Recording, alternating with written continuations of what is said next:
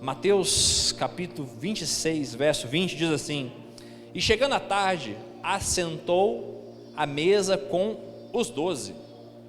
Jesus se assenta para ter um tempo para comer algo, né? Para estar com eles. E o verso 21 diz assim: enquanto eles comiam, disse: em verdade vos digo que um de vós vai me trair. E eles, entristecendo-se muito, começaram a dizer uns aos outros: porventura sou eu, Jesus? O que faz uma pessoa que anda com Jesus?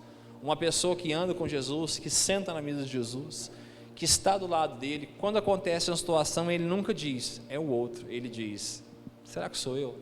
Todas as vezes que acontece algo comigo, meu trabalho, na minha casa, a minha oração com o Senhor é assim, pastor Ismael: Senhor, se o Senhor quer fazer algo, me corrige. Sabe, quando acontece algo na igreja, em qualquer lugar que eu faço parte, a minha oração é: Senhor, me conserta, me mostra, não me deixa, se sou eu, vem aqui e me cura logo, né? A gente foi ensinado pela religião, né? Hoje em dia os demônios não mais eram como antigamente. Hoje o diabo não derruba por fora, derruba por dentro. A pessoa às vezes vive o culto, a vida inteira na igreja endemoniada, mas que anda comigo sabe que eu sempre digo brincando, mas é uma verdade. Eu falo: irmão, se tiver um demônio em mim, tira logo, não deixa ele caminhar comigo não, pastor Cida. Põe a mão na minha cabeça e expulsa esse negócio, porque no meio de nós, a vida, a gente pode se perder. Que nós estamos falando de Judas, um homem que andou com Jesus, que esteve com ele, que comeu dele, e os discípulos não apontaram, os discípulos olharam um para o outro e disseram: Senhor, sou eu. E Jesus sabia quem era. Olha o que Jesus diz ainda, verso 20, verso 21, enquanto eles comiam, disse: em verdade vos digo que um de vós vai me trair.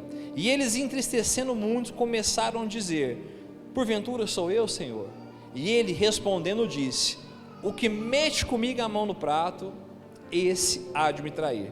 Em verdade vos digo que o Filho do Homem vai com a seca daquele que está escrito, mas ai daquele por quem o Filho do Homem é traído.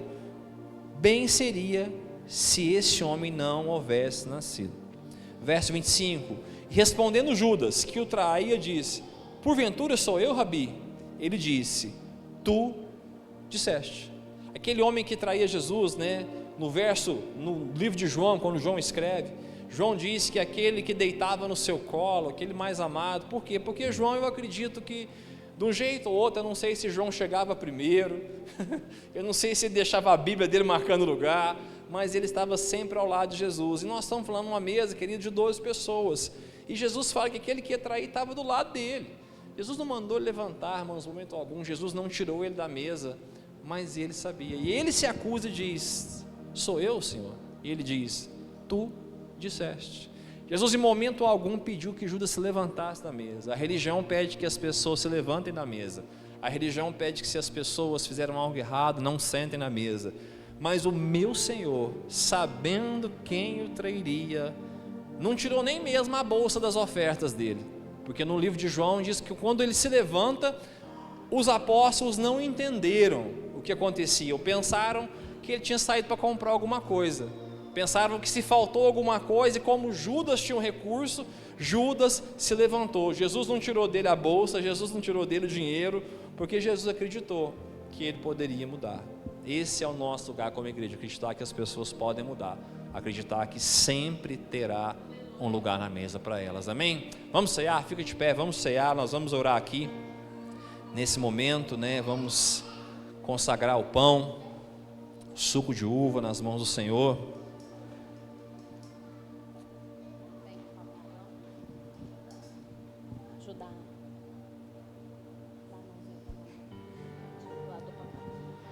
Pai, em nome de Jesus, esse é o seu corpo, Pai, que um dia foi moído. Obrigado, Pai, pelo que a sua morte nos trouxe vida. Toda vez que ceiamos, lembramos do sacrifício do Senhor, aquilo que era, aquilo que é e aquilo que há de vir, Pai. Nós entregamos, Pai, nessa noite o pão. Tu és o pão vivo que desceu do céu, e quando o seu corpo foi partido, trouxe vida em todos nós, em nome de Jesus. Pai, esse é o teu sangue, o sangue da nova e eterna aliança. Tua palavra diz que toda vez que cearmos, lembrássemos, Pai, do teu sacrifício. Obrigado porque toda vez que oramos e clamamos o Teu sangue, Pai, o Teu sangue vem sobre nós e traz vida. Obrigado, Pai, porque o Senhor foi obediente à morte e à morte de cruz, amém? Eles vão entregar a ceia para você. Eu queria que você não abrisse ela não, segure ela aí, né? Não abre ela não, para que a gente possa trocar os cálices fechados uns com os outros, amém?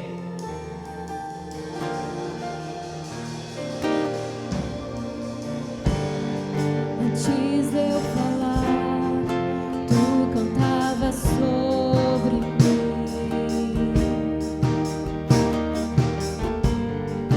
Tu tens sido tão, tão bom pra mim.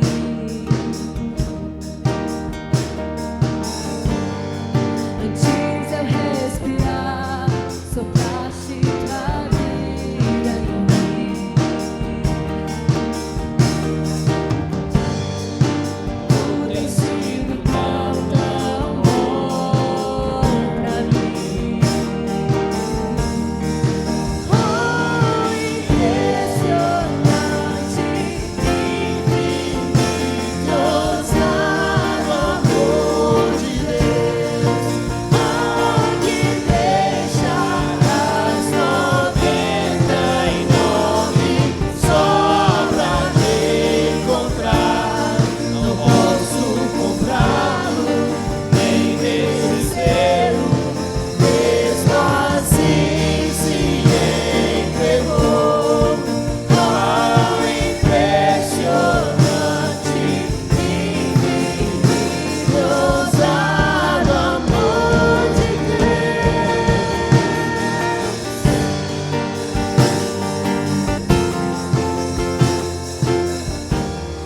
Verso 26 diz que enquanto comiam, tomou o pão e abençoou e partiu e deu aos discípulos e disse: tomai e comei, isto é o meu corpo. E tomando o cálice deu graças, dizendo: bebei dele todos, porque isto é o meu sangue, o sangue do Novo Testamento, que é derramado por muitos para a remissão dos vossos pecados. Senhor, em nome de Jesus, eu não sei como cada pessoa chegou aqui nessa noite, mas eu sei que, Pai, que quando cearmos, o Senhor pode trazer vida. Eu acredito, Pai, que o Senhor pode curar enfermidades. Eu acredito, Pai, que o Senhor pode restaurar matrimônios, que o Senhor pode mudar a vida de pessoas no ato da ceia, porque essa é a sua palavra.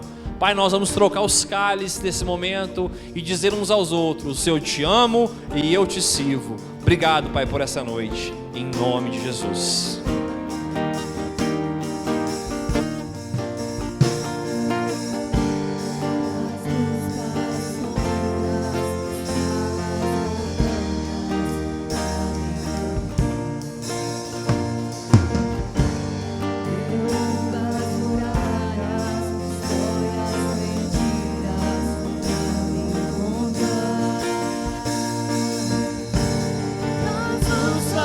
sombras, escala as montanhas pra me encontrar.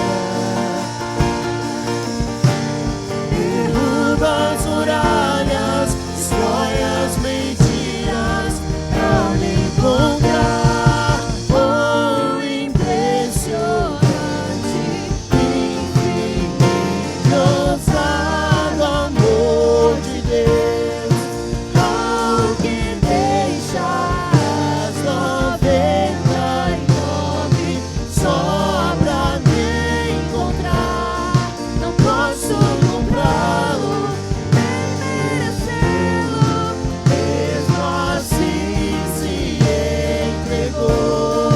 Oh, impressionante, infinito, ousado amor de Deus. Somos sua herança, Ele é o nosso galardão. Teu olhar de graça nos atrai a redenção. Se a graça é um oceano, estamos afogando. O céu se une à terra com um beijo apaixonado. Meu coração dispara e meu peito acelerado. Não tenho tempo pra perder com ressentimentos. Quando penso que Ele me ama,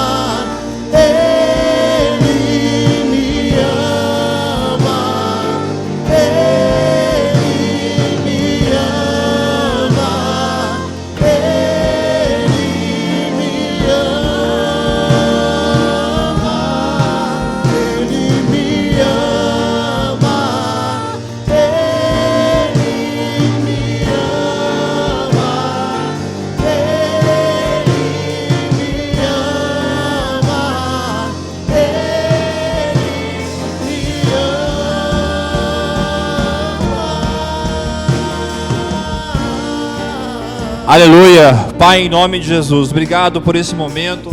Obrigado pelo privilégio. Eu sei que um dia nós vamos cear com o Senhor, mas até que o Senhor volte, Pai, nós vamos cear em muitos momentos. Cear com as nossas famílias, cear num culto de domingo, cear num culto de oração, cear numa reunião, porque isso aponta, Pai, a nossa devoção e amor pelo Senhor, Pai. Obrigado por tudo, em nome de Jesus. Amém? Pode tomar seu lugar, querido. Pode se assentar. As crianças, né? Vamos abençoar as crianças, orar por elas. Glória a Deus, amém? Vem para cá, nós vamos orar por vocês.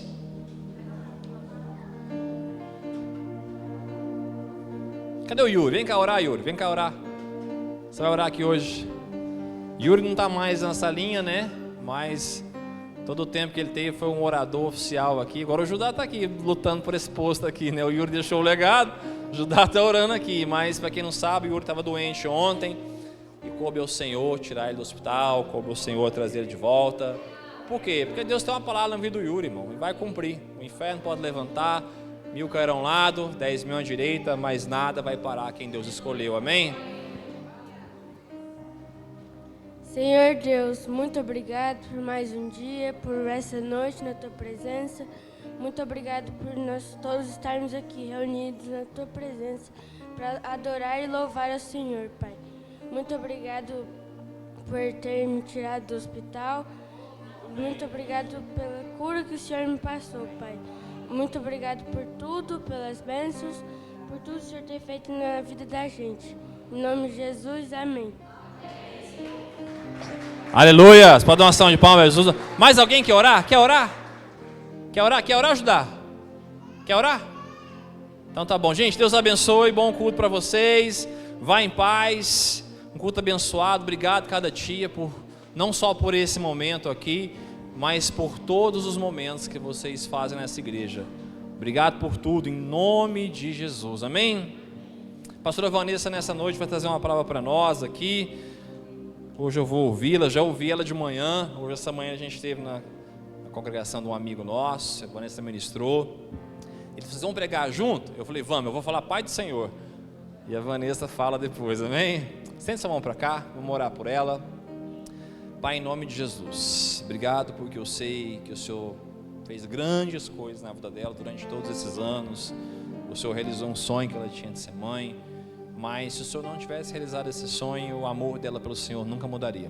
Obrigado, Pai, porque a Vanessa é minha esposa, é a mulher da minha vida, a mulher da minha aliança, é aquela que, junto comigo, passa todos os momentos bons e ruins, é aquela que quando eu estou triste, ela me alegra, é aquela que está do meu lado como uma coluna forte, Pai, que guarda a minha vida, guarda a minha casa, a mãe de Judá, a pastora dessa igreja. Eu louvo a Deus pela vida dela. Que o Espírito Santo, Pai, conduza ela nessa noite, em nome de Jesus. Amém, graça e paz. Bom demais estar aqui com vocês essa noite. E eu falo que o Senhor muitas vezes Ele vai construindo algumas coisas em nós e às vezes a gente não entende, mas no momento certo o Senhor Ele se encarrega de nos mostrar, né, aquilo que Ele tem para a nossa vida, para a nossa casa. E hoje a palavra que o Senhor colocou no meu coração não é nada novo.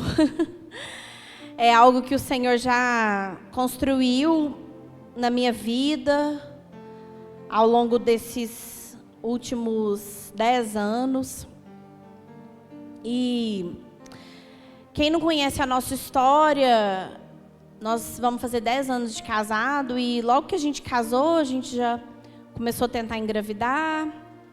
E aí não vinha, e aí passado um tempo, a gente decidiu ir investigar e nós tivemos todos os diagnósticos contrários possíveis.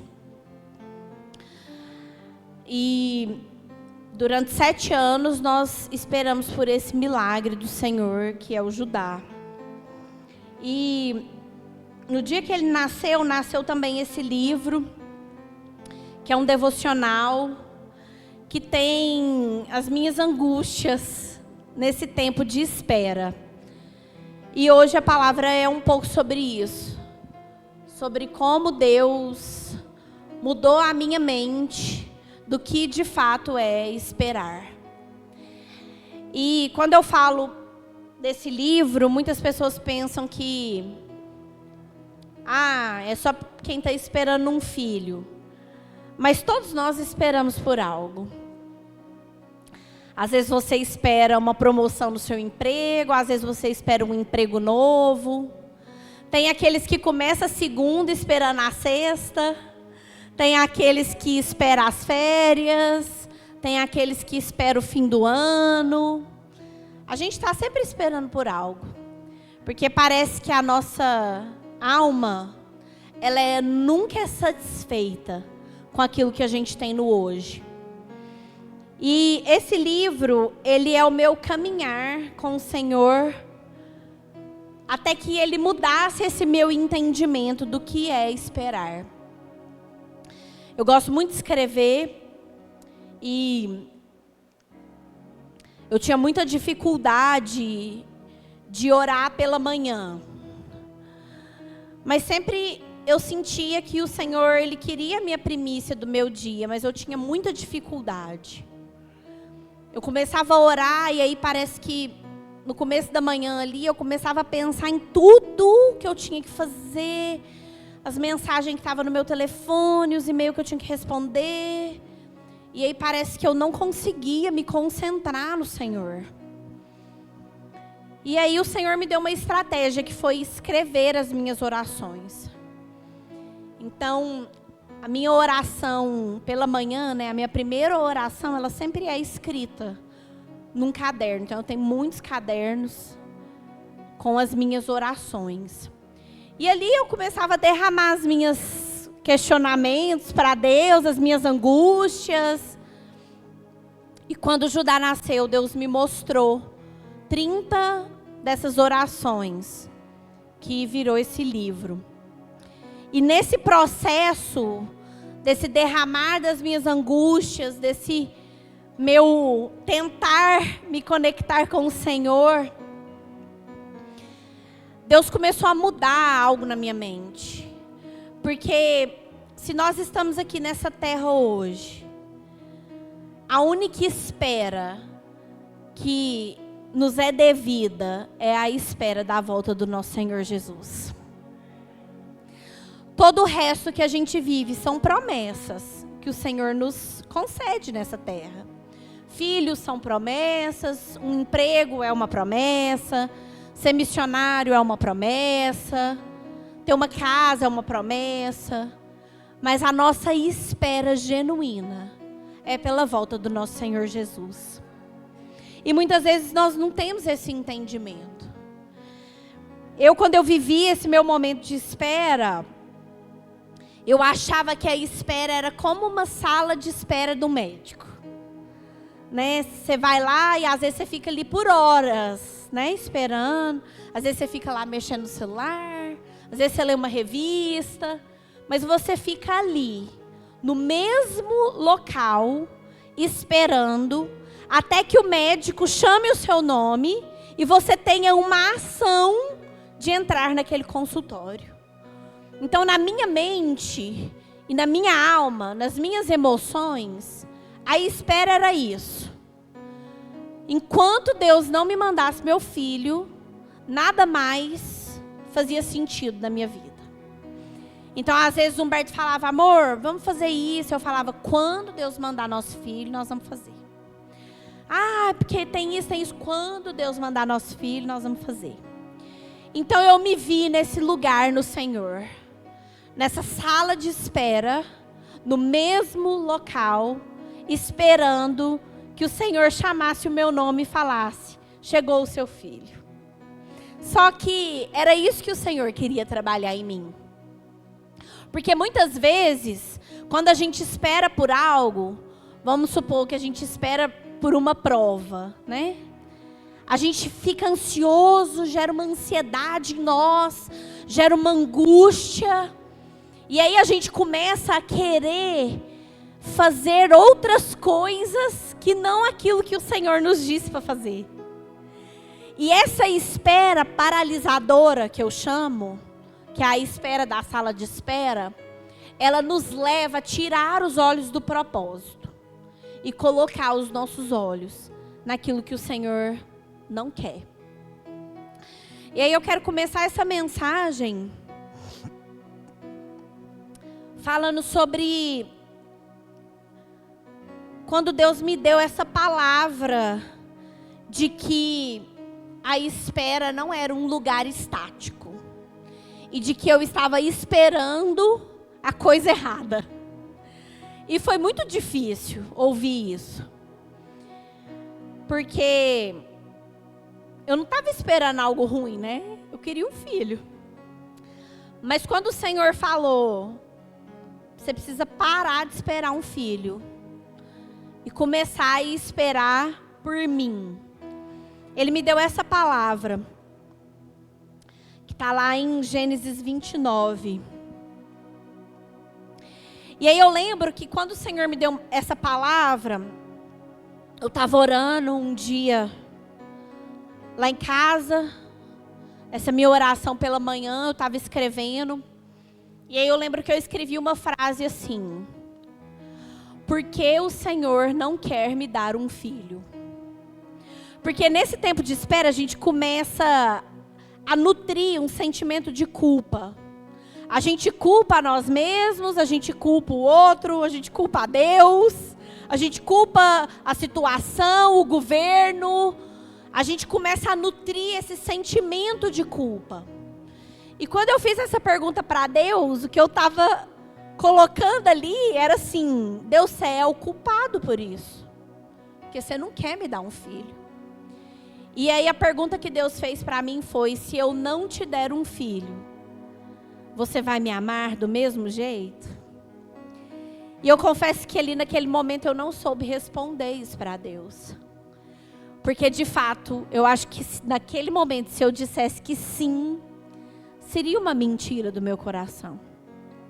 Porque de fato, ter um filho, para mim, estava acima do Senhor. Estava acima do Humberto, estava acima de todas as coisas que eu estava fazendo. E aí eu me lembro que naquela mesma semana, Deus me mostrou um testemunho de uma menina. Eu já contei esse testemunho várias vezes, você já deve ter ouvido eu contar. Que era uma menina que ela sofreu um acidente, ela ficou tetraplégica. Ela mexia só a cabeça. E aí, ela se converteu depois desse acidente. E ela começou a ter experiências sobrenaturais com o Senhor. E ela começou a orar: Senhor, me cura. Se o Senhor me curar, eu vou poder fazer muito mais do que eu tenho feito para o Senhor hoje. Senhor, me cura. E aí um dia Deus te perguntou isso para ela: se eu te curar, se eu não te curar, você vai continuar me amando? E aí a resposta dela foi diferente da minha, porque ela disse que sim. Que para ela não fazia diferença se o Senhor a curasse ou não. Que ela iria amá-lo e adorá-lo, independente das circunstâncias. E aquilo me impactou muito. Eu falei: nossa, por que eu não consegui responder assim, né? E aí o Senhor fala para ela: então eu não vou te curar, porque você tem o privilégio de sentir o que eu sinto, quando a cabeça dá o comando e o corpo não responde. E eu entendi que eu era esse corpo tetraplégico, que Deus estava me dando comandos, e eu falava: quero um filho, quero um filho, quero um filho. E Deus me dando comandos, e eu quero um filho, quero um filho, quero um filho. E muitas vezes, nós como igreja, nós somos assim. Deus está falando: abençoa o irmão. Você está falando: não, tem que pagar a conta. Deus está falando: doa seu tempo. E você está falando: não posso, tem muita coisa para fazer. Deus está falando: vai servir na sua igreja. e você está falando, não, já trabalho demais, estou muito cansado. Muitas vezes nós somos esse corpo tetraplégico. O Senhor tem dado os comandos e nós temos pedido por outras coisas, que não aquilo que o Senhor tem. E aí Deus me deu essa palavra, Gênesis 29, 31, que diz assim: quando o Senhor viu que Lia era desprezada, fez com que ela fosse fecunda. Então Lia também era estéril. Vocês entendem isso aqui nessa passagem? Que fala assim, ó, quando o Senhor viu que Lia era desprezada, fez ela fecunda. Então ela não era fecunda. Porque se aqui fala que o Senhor a fez fecunda, até aquele momento ela não era. Então Deus já tinha feito algo sobrenatural na vida dessa mulher. Ao passo que Raquel era estéril. Assim Lia ficou grávida e deu à luz um filho, a quem deu o nome de Ruben. Pois disse, o Senhor viu a minha aflição, por isso agora meu marido vai me amar. Ela ficou grávida outra vez e deu à luz a um filho e disse, o Senhor ouviu que eu era desprezada e que me deu mais esse filho. E deu-lhe o nome de Simeão. Lia ficou grávida ainda outra vez e deu à luz um filho e disse, agora desta vez o meu marido se unirá mais a mim, porque lhe dei à luz 3 filhos. Por isso lhe deu o nome de Levi. Mais uma vez ela ficou grávida e deu à luz um filho. Então disse, desta vez louvarei o Senhor. E por isso lhe deu o nome de Judá. O Judá não chama Judá por conta dessa passagem. Mas eu lembro que quando Humberto falou que o Senhor tinha dado esse nome para ele, eu falei, estou entendendo tudo, Senhor.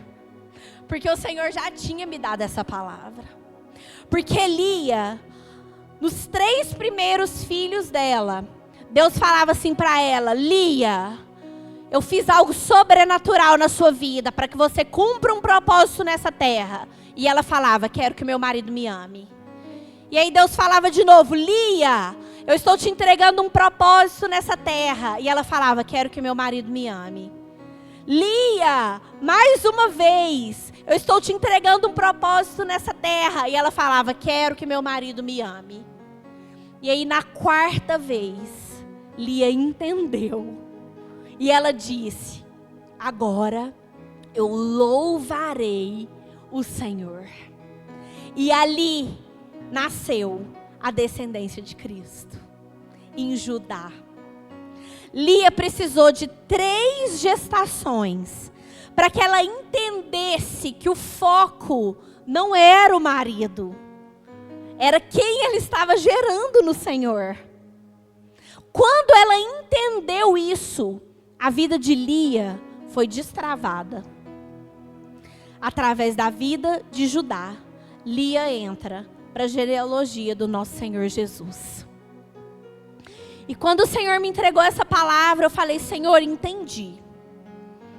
Entendi que a espera é um lugar de louvar a Deus por aquilo que Ele já fez nas nossas vidas.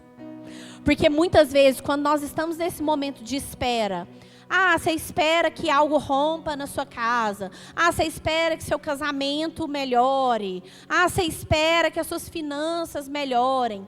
Quando a gente está nesse momento de espera, parece que abre uma lacuna na nossa vida. E aí parece que a gente não consegue enxergar aquilo que Deus já fez. E a bondade e a fidelidade do nosso Senhor para a nossa vida. Porque só da gente estar aqui hoje, já é misericórdia do Senhor. Nenhum de nós merecíamos estar aqui. Jesus morreu por nós numa cruz. Só isso bastava para a gente cumprir os nossos dias aqui nessa terra, louvando a Ele. Mas nós sempre ansiamos mais, mais. Parece que a gente nunca está satisfeito com aquilo que o Senhor nos entrega. E aí nesse lugar, a gente entra numa espiral que eu chamo espiral do quando. Quando Deus me der um filho, eu vou fazer isso. Quando eu tiver uma casa maior, eu vou receber pessoas. Quando meu casamento for perfeito, eu vou servir na igreja. Quando eu tiver dinheiro, eu vou ofertar num missionário. Quando... E aí a gente entra nessa espiral do quando.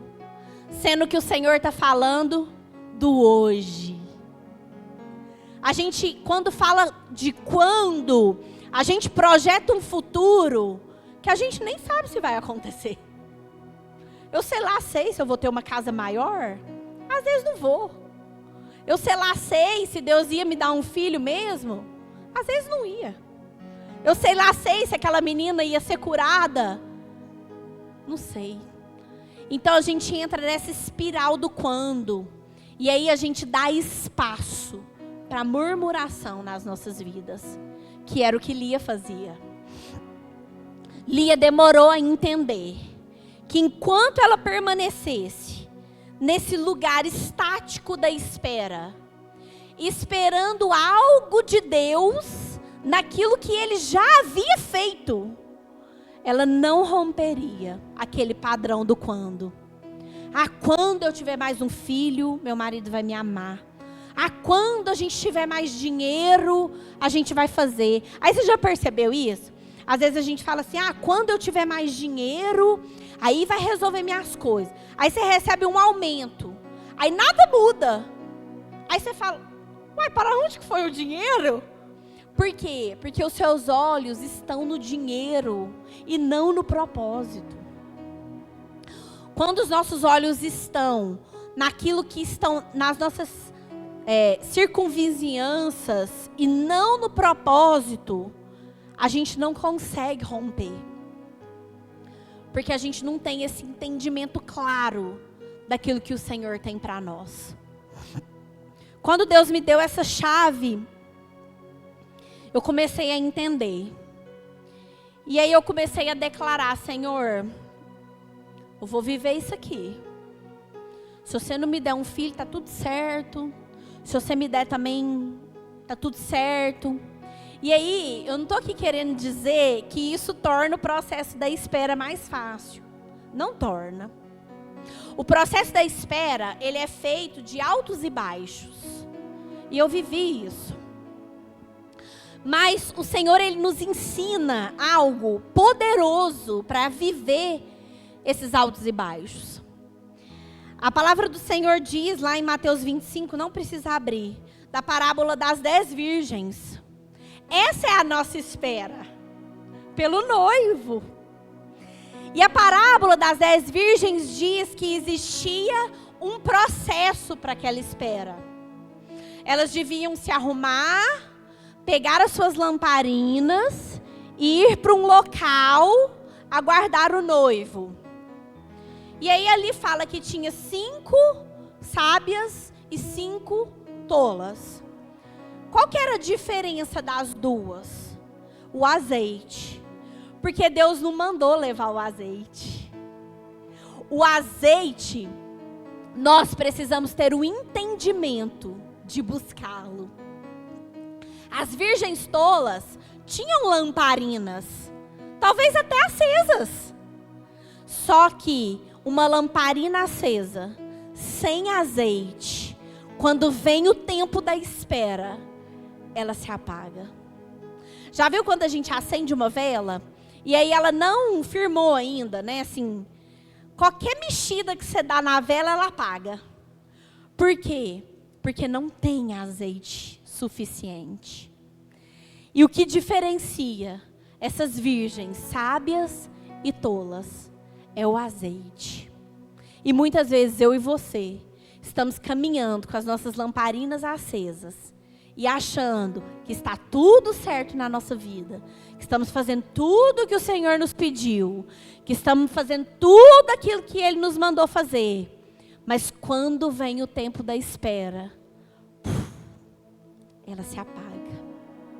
E aí nós não temos azeite para acendê-la novamente. E aí é onde vem as dúvidas, as dores, as ansiedades. Porque a gente achava que estava fazendo tudo certo. E quando eu estava preparando essa mensagem, eu me lembrei de uma palavra que Humberto pregou numa primícia, nem lembro qual ano, lá em Araguari, sobre essas 10 virgens. E ele trouxe detalhes do casamento judeu. O casamento judeu tem algumas particularidades diferentes do nosso aqui, né? Do casamento do mundo ocidental. E uma dessas particularidades é que o noivo e a noiva ficavam 7 dias sem se encontrar antes do casamento. A noiva ficava em preparação e o noivo também, e só no dia do casamento que eles se encontravam. E aí o noivo, ele escolhia um amigo para levar uns recados, uns presentes, umas flores, uns bombons lá para essa noiva. Então esse amigo ia e voltava, né? Ia e voltava. E essa noiva estava lá, nesse tempo de espera. Lá nesse lugar, ela não sabia o que estava acontecendo. Não sabia o que o noivo estava fazendo, não tinha WhatsApp, não tinha Instagram, não sabia. Então ela ficava ali naquele tempo de espera. E aí já pensou se ela começa a se distrair com essas coisas que o amigo do noivo levava? Nossa, esse bombom aqui. Ah, não vou me preparar hoje não, vou ficar aqui comendo esse bombom. Nossa, essas flores tão lindas. Ai, acho que eu vou colocar num vaso, vou... E aí ela esquecesse da preparação do casamento e ficasse com as distrações. Como seria esse encontro? Ela estaria despreparada, com essa lamparina apagada. E muitas vezes eu e você somos assim. No tempo da espera, nós nos distraímos com aquilo que está à nossa volta. E eu vivi isso. E aí você fala assim, ah, pastor, então você ficava só nas redes sociais, só vendo série? Não. Eu me enfiei no trabalho e me enfiei na igreja. Então eu só trabalhava, e servia, e trabalhava, e servia. E aí eu esqueci dessa preparação. Nosso casamento começou a ficar abalado, porque eu não tinha tempo para nada, eu estava sempre cansada, eu estava sempre sobrecarregada, eu estava sempre triste. Então eu comecei a me distrair com outras coisas, porque eu pensava assim, se eu não estiver pensando nesse negócio de ter filho, vai dar certo, então vou fazer outras coisas. Só que não é isso que Deus tem. Deus tem para nós um tempo em que a gente vai se preparar nele, e só vence esse tempo quem tem o olho no propósito. Os altos e baixos do tempo da espera nos mostra que nem sempre nós estaremos bem. O dia mau, ele vem. A palavra já disse isso. O dia mau vem para mim e para você. E o dia mau, o que é? Um vale. Quando a gente está lá no vale, a gente olha o topo da montanha e fala, não vou conseguir. Porque a gente tem que subir, degrau por degrau, pé por pé, aquela montanha. E aí para a gente é muito difícil. Só que se você tem azeite no vale, é ele que vai te impulsionar para o próximo pico, para que você possa receber o azeite novo. Deus não derrama azeite em vales. Deus só derrama azeite nos picos. Então você tem que entender que no vale é o azeite que você armazenou, para que ele te sustente e te impulsione até que você chegue no pico, mesmo que arrastando, mesmo que no azeite acabando, Mas quando você chega lá, Deus derrama uma porção nova de azeite. E aí nós somos renovados, nós temos um ânimo novo, nós conseguimos caminhar novamente. E aí nós andamos, e aí vem um outro vale. E a gente vai vivendo assim, de picos e vales. Mas se você tem o azeite armazenado dentro de você, você vai conseguir vencer essa montanha. Porque tem montanhas que é só você e o Senhor. Não adianta a gente entrar naquele ciclo da culpa. Porque às vezes é você que não armazenou o azeite que devia. E aí você está culpando o outro. Ah, porque o fulano não orou por mim. E aí agora eu estou aqui vivendo isso. Você não armazenou o azeite que deveria. E aí você não tem mais forças para escalar essa montanha. Quando eu comecei a entender isso, irmãos, eu não falo que ficou mais fácil. Porque foi difícil. Foi muito difícil. Não foram 7 dias, né?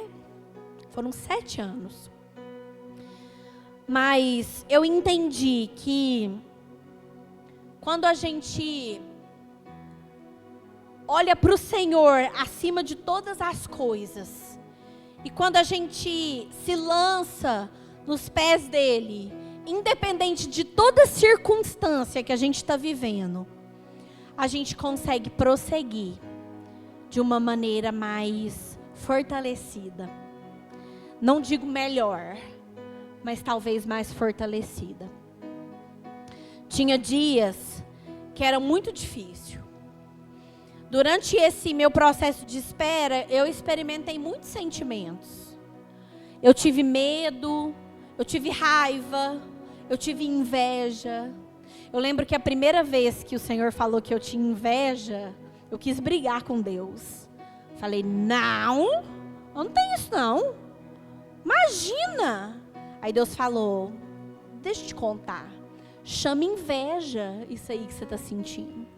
Porque muitas vezes a gente tem vergonha de dar nome para os nossos sentimentos.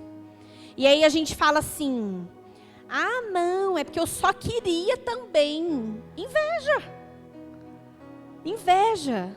Eu falo que o Humberto, ele me ensina muito. O Humberto, ele se alegra com tudo do outro, assim. Se você comprar um patinete, falar, nossa, pastor, comprei um patinete, nossa, deixa eu dar uma volta. Ele se alegra demais com o outro. E eu tinha essa dificuldade, né? E eu falava assim, nossa, todo mundo acontecendo as coisas, né? E eu parece que não acontece. E aí Deus falou pra mim, inveja. Inveja. Porque não sabe desfrutar daquilo que eu tenho te dado. Porque esquece o que eu já fiz na sua vida, da onde eu te tirei. E onde você está hoje. E aí fica, ai, nossa, está muito difícil. Muito difícil era quando a gente não tinha Cristo. Aí que era muito difícil, gente. Hoje nós temos Cristo. Nós temos todas as armas para vencer tudo aquilo que tem se levantado contra nós. Mas muitas vezes a gente se entra nesse lugar da dor. E aí parece que você quer que a outra pessoa tenha dó de você. Então você quer se amargurar mais ainda. Você já viu aquilo assim? Tem gente que faz competição do que é pior, né? Você fala assim, nossa, que eu sofri um acidente. Não, eu capotou. Nossa, já viu essas pessoas assim, né? Nossa, perdi um dinheiro. Não, perdi foi milhões. Parece que tudo da pessoa é pior, assim, né? Você fala um trem, a pessoa tá pior. O que é isso? É esse lugar que a gente entra de querer que os outros se compadeçam de você porque você tá ruim. Então você fala, nossa, eu tenho que estar muito triste, muito abatida, muito ruim, que aí o outro vai falar, nossa, coitadinha, né? Vou ajudar ela. Só que não foi para isso que o Senhor nos chamou. O Senhor nos deu uma identidade de filhos. Na onde que o Judá vai olhar para mim e vai falar, ai mamãe, estou sofrendo tanto, para eu ter dó dele? Filho não faz isso. Hoje a gente teve até uma experiência no almoço, que o Senhor me ensinou sobre isso. A gente estava almoçando lá na casa da minha mãe. E aí eu falei assim pro Judá, Judá, come mais 4 carninhas. Aí ele comeu uma, comeu 2, falou, mamãe, não quero mais, tá doendo minha barriguinha. Aí eu achei que ele estava me engambelando, né, para querer brincar, sair da mesa. Eu falei, não senhor, pode comer aí mais uma carne. E aí ele pôs a carne na boca e vomitou tudo. E aí ali me veio um sentimento de assim, o seu filho não precisa falar que ele tá mal para você fazer algo para ele. E aí eu fui, abaixei, né, o pai dele deu um banho nele, eu limpei lá a casa da minha mãe. E aí eu abaixei, eu falei, filha, a mamãe quer te pedir perdão. Porque a mamãe não acreditou em você. E você sempre fala a verdade para a mamãe. E nós? Será que nós sempre falamos a verdade para Deus? Muitas vezes não.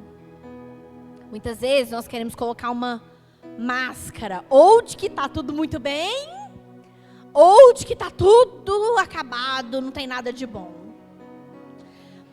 E eu quero encerrar com vocês trazendo uma palavra que o Senhor me entregou um tempo atrás, que é sobre isso. Muitas vezes no tempo da espera, os outros vão olhar para você e vão falar assim, isso aí não vai dar certo não. Isso aí é um corpo morto. Porque era o que os médicos declaravam sobre a minha vida. Não, esquece, vocês não vão engravidar. E muitas vezes, a gente está investindo, como José de Arimateia, num corpo morto. Mas eu quero te dizer, pode ser um corpo morto para quem olha de fora. Mas se você tem uma palavra do Senhor, há de ressuscitar. Em nome de Jesus.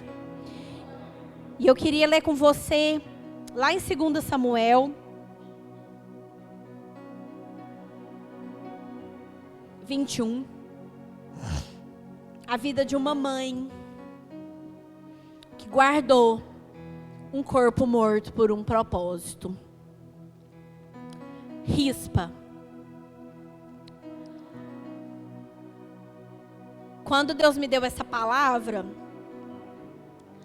eu falei para o Humberto, nossa, amor, Deus me deu uma palavra sobre Rispa.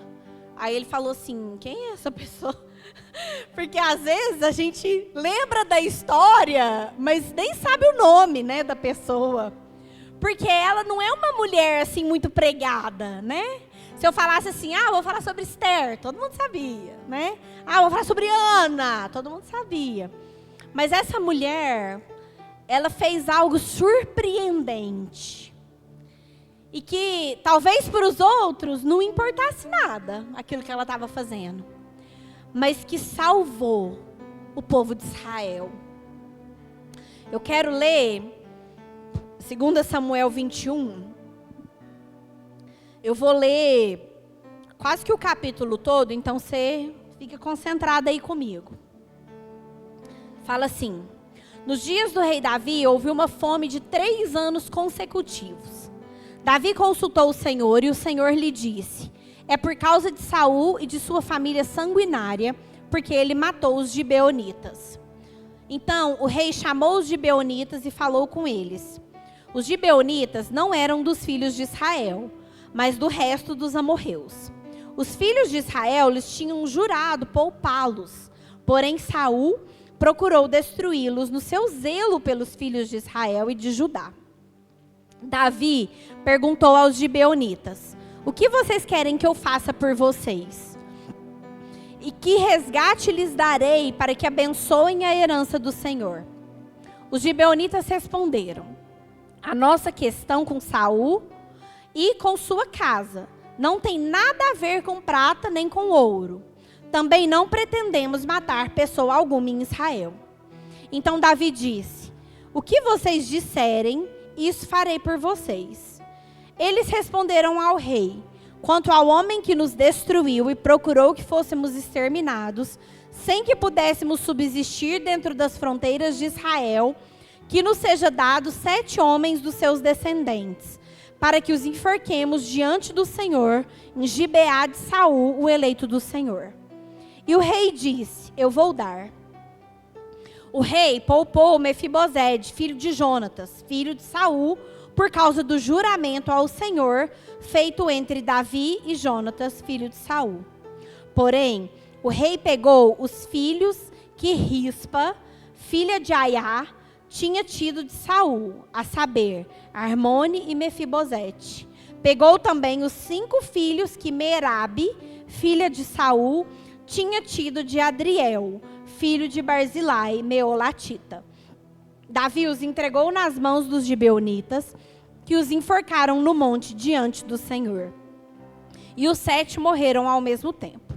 Foram mortos nos dias da colheita, nos primeiros dias, no princípio da colheita da cevada. Então Rispa, filha de Aiá, pegou um pano de saco e o estendeu para si sobre uma rocha, desde o princípio da colheita até que caiu água do céu sobre os corpos. E não deixou que as aves do céu se aproximassem deles de dia, nem os animais do campo de noite. Contaram a Davi o que Rispa, filha de Aiá e concubina de Saul, havia feito. Então Davi foi e tomou os ossos de Saul e os ossos de Jonatas, seu filho, dos moradores de Jabes de Gileade, os quais os furtaram da praça de Bet-Seã, onde os filisteus os tinham pendurado. No dia em que mataram Saul em Gilboa, dali transportou os ossos de Saul, os de Jonatan, seu filho, e ajuntaram também os ossos dos enforcados. Sepultaram os ossos de Saul, de Jonatan, seu filho, na terra de Benjamim, em Zelá, no túmulo de Quis, seu pai. Fizeram tudo o que o rei havia ordenado. Depois disso, Deus se tornou favorável para com a terra. O que acontece aqui nessa história?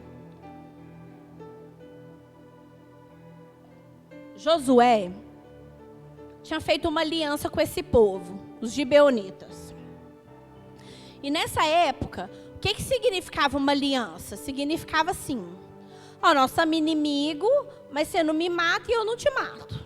Era assim que funcionava. Saul, vendo que os gibeonitas cresciam demais na terra de Israel, falou: não, vamos lá matar esse povo, porque não sei o que pode acontecer. E vai lá e entra em guerra com esse povo. E aí a palavra do Senhor diz que havia 3 anos de fome na terra. E Davi foi perguntar para o Senhor: o que está acontecendo, Senhor? E aí Deus fala para Davi: Saul quebrou uma aliança com os gibeonitas. Então olha que interessante. Josué fez uma aliança, Saul quebrou a aliança e Davi colheu as consequências. Olha que sério o que a gente faz nessa terra. E aí Davi vai lá nos gibeonitas e fala assim: olha, eu quero pagar um resgate por isso que Saul fez. E aí eles falam assim: não, já não quer dinheiro não. Nosso negócio é com Saul. Me dá lá 7 descendentes desse homem, que nós vamos matar eles e aí fica quites, tá tudo certo. E aí Davi vai lá e pega 7 homens. 2 desses homens era filho dessa mulher, Rispa. Rispa era concubina de Saul. E os filhos dela são levados junto com outros 5 e são enforcados em praça pública. E ela se assenta numa rocha e fica ali olhando o corpo morto dos seus 2 filhos. E aí talvez a gente pense assim: ah, beleza, ela ficou ali em luto, né? Ficou ali sentindo sofrimento por 6 meses. Essa mulher guardou um cadáver. Pensa como que estava esse corpo. Nem não sei como que fica um corpo. Fica só osso mesmo, né? Não tem mais nada. Tudo apodrece, tudo. E ela ficou ali. Eu não sei o que Rispa comia, como que ela dormia. Só sei que ela esperou até que algo acontecesse. E talvez muitas pessoas chegaram para essa mulher e falaram assim: Rispa, agora chega, minha filha. Já é corpo morto, isso que não tem mais jeito. Não vai voltar a viver. E ela falava: tem um propósito nesse corpo morto. E ela permanecia nessa espera. E ela ficou ali durante 6 meses, guardando um corpo morto. Eu não sei qual que é o corpo morto da sua vida hoje. Talvez seja seu casamento, talvez seja seu emprego, talvez seja seu ventre, talvez seja suas finanças. Eu não sei. Mas continue guardando o corpo morto, que o Senhor te disse que há um propósito. Porque no tempo certo, Ele agirá. E foi isso que Deus fez com essa mulher. Davi fica sabendo o que essa mulher estava fazendo. E muito provavelmente, Davi conhecia Rispa. Porque Rispa era a concubina de Saul que tomou conta de Mefibosete, filho de Jonatas. Então, provavelmente, essa mulher já tinha se sentado na mesa de Davi. Porque lembra que Davi manda chamar o filho de Jonatas para se sentar à mesa com ele. Então, Davi sabia quem essa mulher era. E aí eles vão lá e falam para Davi, né? E eu imagino que o recado deve ter sido mais ou menos assim: Davi, a doida da Rispa, tá lá 6 meses sentada numa pedra, não quer sair, porque fica lá olhando os filhos dela lá pendurado, morto. E aí Davi falou: tem algo com essa mulher. E aí Davi dá uma ordem de pegar os ossos de Saul e de Jonatas e desses 5 homens e enterrar juntos. E aí, o que a palavra do Senhor diz? Lá no verso 14. Sepultaram os ossos de Saul e de Jonatas, seu filho, na terra de Benjamim, em Zelá, no túmulo de Quis, seu pai. Fizeram tudo que o rei havia ordenado. Depois disto, Deus se tornou favorável para com a terra. Deus abençoou o povo de Israel, porque Rispa guardou um corpo morto. A espera de Rispa fez com que Deus se tornasse favorável para aquela terra novamente. Agora vocês imaginam se ela tivesse falado assim: nós já estou aqui há 2 meses. Vou caçar o rumo da minha vida, né? Não adianta de nada mesmo mais, não vai acontecer mais nada. O que será que esse povo de Israel ia viver? Porque Deus se tornou favorável quando esses homens foram enterrados juntos com o rei, no mesmo túmulo do rei e de seu filho, como uma descendência real. Deus se tornou favorável para com a terra. O que será que vai acontecer se você desistir do seu processo de espera? Será se seu casamento ainda não está de pé, porque você decidiu não desistir? Será se as suas finanças ainda meio que cambaleando, mas ainda está de pé, porque você não desistiu? Muitas vezes nós achamos que os nossos processos são só para nós mesmos. E aí, sabe o que isso nos leva a fazer? A olhar para outras coisas que não o propósito. O que a espera tem te feito fazer? Às vezes, quando a nossa espera é por um milagre financeiro, né? Vamos supor que a gente tem que pagar um boleto terça-feira. Aí Deus falou assim: fique em paz que vai dar certo, né? Continua fazendo aí o que você está fazendo. Aí segunda-feira você levanta e fala assim: não, já sei, vou lá pegar um empréstimo no banco. E aí Deus fala assim: não posso mais derramar o meu favor sobre você, porque você agiu segundo o seu próprio coração. E muitas vezes a espera nos leva a fazer isso, a agir segundo o nosso próprio coração. E Rispa, ela, quando viu Davi, ela não foi lá entrar no ciclo lá da culpa. Ela não foi lá colocar o dedo na cara de Davi e falar: tá vendo? Por sua causa meus filhos morreram. Olha o que aconteceu. Ela não se sentiu injustiçada. Ela não se sentiu traída. Não. Ela simplesmente espantava as aves de rapina e as bestas feras do corpo dos filhos. Muitas vezes, as aves de rapina têm vindo comer os nossos sonhos. E nós estamos tão distraídos com outras coisas que nem percebemos. E esse é o tempo da espera. Que você possa suportar esse tempo, dando graças ao Senhor por tudo que Ele já fez. E assim como Lia, adorando em todo o tempo e clamando ao Senhor por propósito e não por promessas. Que você entenda essa diferença. Em nome de Jesus. Amém? Fica de pé comigo. Vamos adorar ao Senhor.